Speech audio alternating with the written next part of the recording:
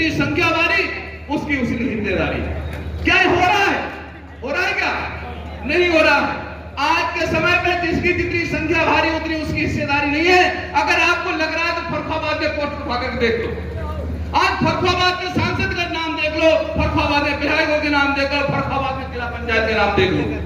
आज सबसे बड़ी कौम जिसका नाम शाक्य है, जो सादी कुशवाहा, मौर्य, सैनी, हल्दिया, मुराद, भुजबल 48 कौमें हैं।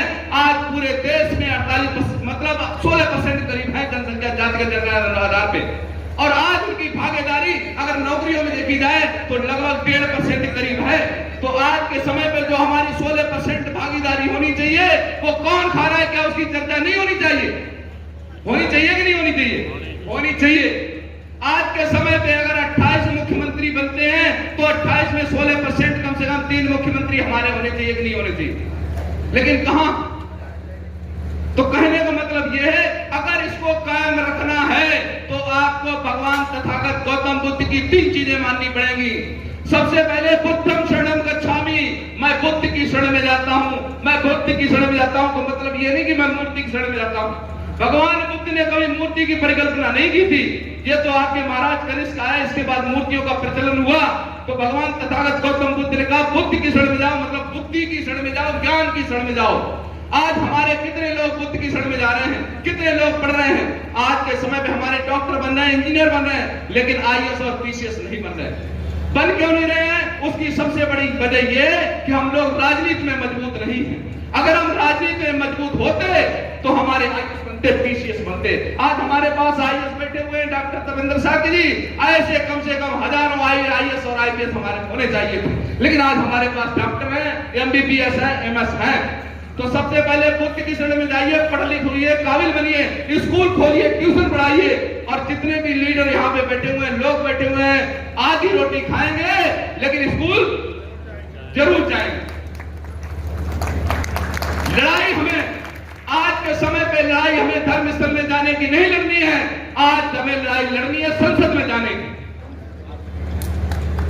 अगर हम संसद की लड़ाई लड़ेंगे तो जो मंडी रोड पे हुआ था आपने देखा होगा, ये कुर्सी की लड़ाई है। यहाँ पे गोलियां भी चलेगी, यहाँ पे कत्लेआम भी होगा, यहाँ पे लहू-लुहान भी होगा। इसमें से बहुत सारे युवा वहां पे मौजूद थे। और मैं आशा करता हूं अगली बार जब चुनाव हो और जब वोटिंग की काउंटिंग हो, एक युवा फर्रुखाबाद का मंडी में दिखाई दे। आशा करते हैं आप रहेंगे, रहेंगे कि नहीं रहेंगे?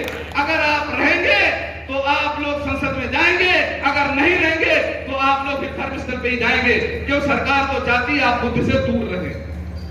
दूसरी चीज, धम्मम शरणम गच्छामि, धम्म की शरण में जाता हूं।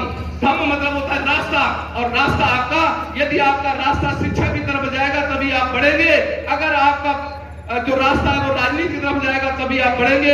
अगर आपका रास्ता व्यापार की तरफ जाएगा तभी आप बढ़ेंगे। तो मेरे कहने का मतलब है भगवान तथागत गौतम बुद्ध ने जो रास्ता बनाया उसकी तरफ जाइए, धम्म की तरफ जाइए, तब आपका भला होगा। तो 2 चीजें आप करेंगे, करना चाहिए। तीसरी चीज, संगम शरणम गच्छामि, जो संघ की शरण में गया है वो बलशाली हुआ है। आज हम लोगों ने मंच पे दिखा दिया है कि बड़े बड़े अच्छे लोग हमारे पास मौजूद हैं, और दर्शक दीर्घा में भी अच्छे अच्छे लोग मौजूद हैं, एक से एक लीडर मौजूद है। तो कहने का मतलब है हम लोग संघ में मौजूद हैं। बस इस संघ को इतना बड़ा बनाना है कि ये देश का सबसे बड़ा संघ मौजूद हो। संख्या बल हमारे पास पहले से मौजूद है कि 16% है। अगर यही संख्या बल हम लाखों में हो जाएंगे, करोड़ों में हो जाएंगे, तो मैं बोलता हूं ये पाखंडवादी व्यवस्था के लोग आपके बुद्ध विहार को छोड़ कर भाग जाएंगे। ना भाग जाए तो नीरज प्रताप शाह की जगह कुछ और करने लगना।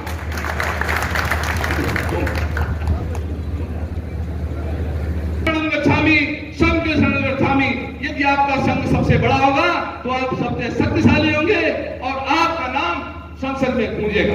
मैं यही चाहता हूं कि पूरे देश की सबसे बड़ी ताकत संसद है और संसद में हमारे ज्यादा लोग पहुंचे। लास्ट में सिर्फ 2 मिनट दूंगा, इससे ज्यादा मैं अपनी बात नहीं रखूंगा। समय की मर्यादा है, मैं भी समझता हूं सभी लोगों को बोलना है बस। हाँ, तो लास्ट मेरी जो 3 चीजें 3 मैंने बता दी, 4 और बताऊंगा। 2 मिनट अगर ज्यादा लग जाए तो आप बताना। सबसे पहला, अगर आपने ये करना है तो सबसे पहले आप करेंगे दान। दान किस पे करेंगे? दान हम पाखंडवादी व्यवस्था की जगहों पे नहीं करेंगे, क्योंकि वहां पे 80 लाख करोड़ रुपए पहले से मौजूद है। हम दान करेंगे शिक्षा के लिए, हम दान करेंगे लिए, किताबों के लिए हम दान करेंगे, बुद्ध विहारों पे हम दान करेंगे, स्कूलों को बनाने के लिए। तो सबसे पहले आप लोग इस चीज में दान करेंगे तो आपके समाज का और आपका भला। दूसरा आता है अनुदान। हम लोग सामान दे देते हैं, जगह दे देते हैं और चीजें दे देते हैं, खान पान के लिए आलू दे देते हैं, गेहूं दे देते हैं। तो आप लोगों से गुजारिश है कि जब कोई व्यक्ति आपका आगे बढ़ रहा हो, कोई स्कूल बना रहा हो, कोई राजनीति कर रहा हो, कोई सोशल काम कर रहा हो, कृपया उसको दान करिए।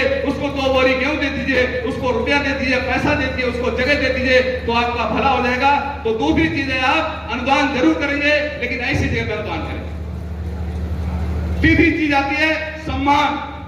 सम्मान बहुत महत्वपूर्ण है। आज के समय पे सम्मान के लिए तलवारें खिंच जाती हैं, कत्लेआम हो जाता है। तो कहने का मतलब है, जहां पे सम्मान की बात आ जाए, अगर हमारे बड़े बुजुर्गों का जो सम्मान करेगा उसका मैं कदम चुम्बन करूंगा। जो हमारे बड़े बुजुर्गों का सम्मान नहीं करेगा उसका आप सम्मान नहीं करेंगे। और लास्ट चीज आती है मतदान। बस यही मैं अपनी बात खत्म करूंगा कि बाप बढ़ाना भैया सबसे बड़ा रुपया खा जाता है, लेकिन जब वोट की बात आती है, जो बैंक के किनारे बूढ़े बुजुर्ग लोग लगाए जाते हैं, पुलिस वाले लगाए जाते हैं, फूटी फूटी बंदूकें होती हैं, लेकिन जब वोट की बात आती है तो वहां पे कमांडो लगाए जाते हैं। तो मेरी गुजारिश है कि जब मतदान की बात हो तो सोच समझ के वोट डालिएगा, अपने समाज को आगे बढ़ाने के लिए वोट डालिएगा, तो आपका भला होगा। नहीं तो ऐसे लोग जिन्होंने आपको कुर्सी पे बैठने दिया नहीं दिया, कृपया उनको वोट ना करें। इन्हीं बातों के साथ मैं समय की पाबंदी को बहुत बहुत ध्यान देते हुए आप सभी को बहुत बहुत आभार व्यक्त करता हूं कि आप लोगों ने अपना बेशकीमती समय निकाला।